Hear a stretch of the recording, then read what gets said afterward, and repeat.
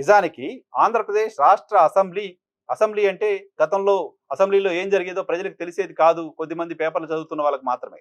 కానీ ఇప్పుడు అసెంబ్లీలో ఏం జరుగుతుందో ప్రజలు ప్రత్యక్షంగా చూసే అవకాశం ఉంది. అసెంబ్లీలో ఎవరు ఏం మాట్లాడుతున్నారు, ఏం బిల్స్ పెడుతున్నారు, ఏ అంశాలపై చర్చిస్తున్నారు అనేది ప్రజలు ఎప్పటికప్పుడు తెలుసుకునే అవకాశం ఉంది. ఆంధ్రప్రదేశ్ రాష్ట్ర అసెంబ్లీలో 11 స్థానాలు గెలిచిన వైఎస్ఆర్ కాంగ్రెస్ పార్టీ అసెంబ్లీకి వెళ్లి ఏ ఒక్క ప్రజా సమస్యపైన ఇప్పటివరకు మాట్లాడిందే లేదు.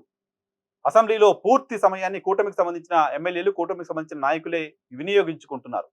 ఇప్పటివరకు 20 నెలల్లో జరిగిన అనేక అసెంబ్లీ సమావేశాల్లో ప్రభుత్వం ఏం చేసింది, ఏం చేస్తుంది, ఏం చేయాలనుకుంటుంది, ప్రజల సమస్యలేంటో ఎమ్మెల్యేలు సభ దృష్టికి తీసుకొస్తే వాటికి ప్రభుత్వం ఆన్సర్ చేయటం, ఇవన్నీ కూడా టోటల్ సభా సమయం అంతా అధికార పార్టీకి సంబంధించిన వాళ్ళే వినియోగించుకుంటున్నారు.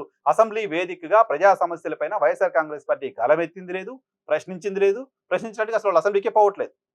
అసెంబ్లీకే రాని ఒక పార్టీ అసెంబ్లీని పూర్తిగా యూటిలైజ్ చేసుకుంటున్న 3 ప్రధాన రాజకీయ పార్టీల్ని భయపెడుతోంది అంటే, భయపెడుతుందనే మాట ప్రభుత్వంలో ఉన్న వాళ్ళే అంటున్నారంటే, సో తమకు వైఎస్ఆర్ కాంగ్రెస్ పార్టీ బలం పైన కంటే, వైఎస్ఆర్ కాంగ్రెస్ పార్టీ ఏదో బాగా పనిచేసి ప్రజల దగ్గరికి వెళ్తుంది అనే దానికంటే, మనం ఏదో తప్పులు చేస్తున్నామా, మన మిస్టేక్స్ చాలా ఉన్నాయా, మన మిస్టేక్స్ని వైసీపీ ఎక్స్పోజ్ చేస్తుందా అనే భయం ఎక్కువ కనపడుతోంది.